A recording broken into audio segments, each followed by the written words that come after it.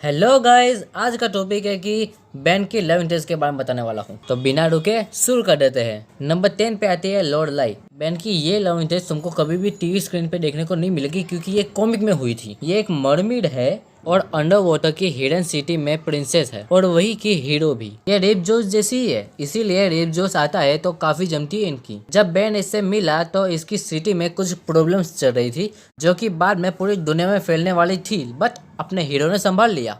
अतिया इस केस में उल्टा है। इस मेंढकी को बैन पे क्रश था, ना कि बैन को इस पे। ओ सॉरी, इसको तो बुल फ्रॉग पे क्रश था। इसने अर्थ पर अटैक किया था, लेकिन बाद में अपने ही बाप को फंसा कर वापस जाते वक्त बैन को ऑफर भी दिया था कि वो वापस से बुल फ्रॉग बन जाए और वो दोनों साथ में रहेंगे। लेकिन बैन ने स्वेग से कहा, ना मुझे नहीं चाहिए। पर जाते जाते भी ये अपनी जीभ से बैन को किस करती गई। चाहिए ऐसी गर्लफ्रेंड किसको चाहिए भाई। 7वें नंबर पे आती है लूमा रेडविंग। वैसे ये केविन की मंगेतर है, जिसे केविन ने लालच में आकर बना लिया था। केविन को लेने आई थी, तब बैन से हार गई तो ये केविन को छोड़ के बैन के पीछे लग गई, यानी बैन की मंगेतर हो गई। लेकिन बाद में जब ये शगुन देने आई तो एस्तर से हार गई और चली गई, और जाते जाते बैन का हाथ एस्तर के हाथ में देके गई। मतलब बैन की खुद की मर्जी ही नहीं है भाई। लेकिन ये यही पे भी खत्म नहीं हुई। बाद में जब इसे अपना भार उठाने वाला कोई नहीं मिला तो ये वापस अर्थ पे आई बैन के पास, उसे वापस से फोरम्स बना के अपने पास ले जाने के लिए, जिसके लिए इसने अटिया से फाइट भी की। लेकिन बैन के सामने अपनी खुद की वैल्यू जानने के बाद ये बैन को एकदम ठुकरा के चली गई। ठुकरा के मतलब बेइज्जती करके गई यार। मतलब उतनी खास बेइज्जती नहीं हुई थी, लेकिन एक लड़की तुमको सामने से मना करी है यार, मुझे तो इससे बड़ी बेइज्जती नहीं लगती। ये 7वें नंबर पर इसलिए है क्योंकि एटिया के मुकाबले ये तो थोड़ी अच्छी लगती है ना। और नंबर 6 पे आती है एमिली। ये ग्वेन की बेस्ट फ्रेंड है। बैन के साथ एक बार डेट पर जा चुकी है, लेकिन वो एक ही डेट थी, या उसे डेट भी कहना ठीक नहीं रहेगा, क्योंकि बैन उसे अकेला छोड़ के हीरो बनने चला गया था, वो भी 200 फीट ऊपर वॉच टावर पे। ये 8वें नंबर पर इसलिए है क्योंकि इससे डेट करने में बैन की भी रुचि थी और ये इंसान भी है।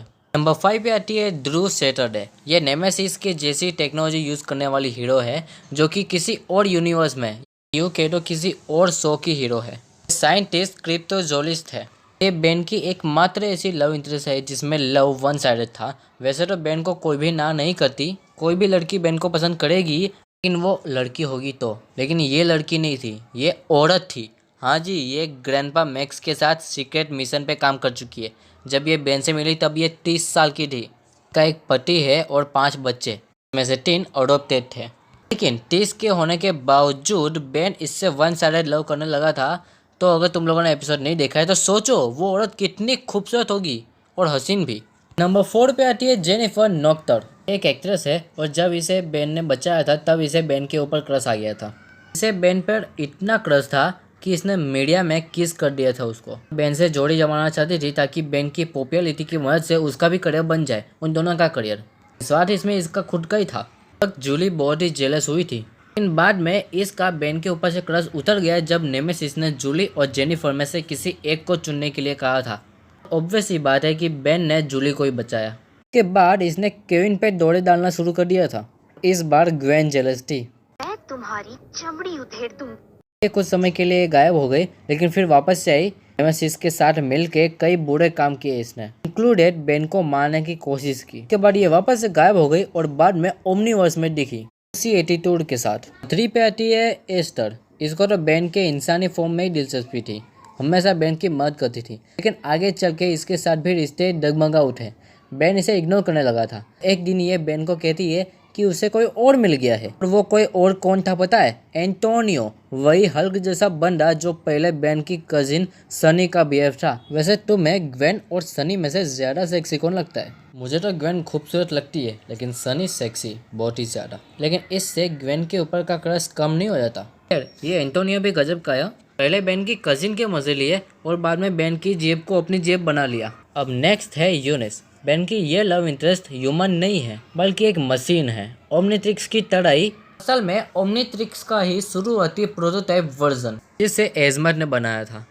इसके साथ रिश्ते कभी क्लियर नहीं हुए, लेकिन दिल में जगह आज भी है। मशीन है तो क्या। अब नेक्स्ट एलेना वेलेडेस। ये तो जूली से पहले ही बैन की अच्छी फ्रेंड कम क्रश ज्यादा थी। वैसे बैन को इसमें बाद में कोई दिलचस्पी नहीं, लेकिन इसने बैन को पाने के लिए बहुत ही बुरा रास्ता अपनाया, जिससे बैन ने इसे एक्सेप्ट नहीं किया, तो ये बाद में बैन की एनिमी बन गई। Number 1 Julie Yamamoto. इसके बारे में ज्यादातर सभी जानते हैं यार, और सबसे ज्यादा इसे पसंद करते हैं बेन की लव इंटरेस्ट के तौर पर। बेंजामिन और जूली का रिलेशनशिप अल्टीमेट सीरीज तक चला था। बाद में बेन के इग्नोर करने के कारण ये एक्स गर्लफ्रेंड बन गई और बेन जैसे कूल और हीरो टाइप के लड़के को छोड़ के इस फोटोग्राफर के पास चली गई, जिसके बाद इसे मिस्टर स्मोथी भी नहीं पसंद था। बट स्टिल ये दोनों ही फ्रेंड है। अब नंबर 11 पर आती है। जानता हूँ टाइटल में टॉप 10 है, लेकिन ये 11 क्यों है आगे पता चलेगा। काई ग्रीन। बेन ने इसे वेरूफ वाले एपिसोड में दिल दे दिया था, लेकिन इसने एक्सेप्ट नहीं किया क्योंकि इसे बेन में नहीं उसके एलियंस में दिलचस्पी थी, खास करके बेन वुल्फ में। वैसे बताओ किस किस को मेरी तरह बेन वुल्फ ज्यादा अच्छा लगता है ब्लिट्ज वुल्फर से। बाद में ये ओमनीवर्स में वापस आ गई और कुछ एपिसोड्स निकालने के बाद रियलिटी शो वाले एपिसोड में जब एस थर्ड बेन को छोड़ चुकी थी, तब फाइनली इसको बेन के अंदर कुछ अच्छाई दिखी और इसे बेन पसंद आने लगा। और आगे जाके हमें पता चलता है कि ये फ्यूचर में बेन की वाइफ बन चुकी है और ये दोनों ही एक क्यूट और रोमांटिक कपल है। इसीलिए ये टॉप 10 में नहीं आती क्योंकि ये बेन की वाइफ है। तो यही थी बेन की सारी लव इंटरेस्ट। तो तुम्हें इनमें से कौन अच्छी लगती है बता देना अगर तुम शर्मिले नहीं हो तो, और ये बात अलग से बताना कि बेन के लिए कौन बेहतर है। तो बस अब तक देखा है तो लाइक कर दो अगर मर्जी हो तो, और दूसरा तो वो कर दो ना यार, अभी समझ जाओ यार, वो कर देना ठीक है। मैं जाता हूँ और मिलता हूँ अगले एपिसोड में। तब तक के लिए stay amazing and thanks for watching.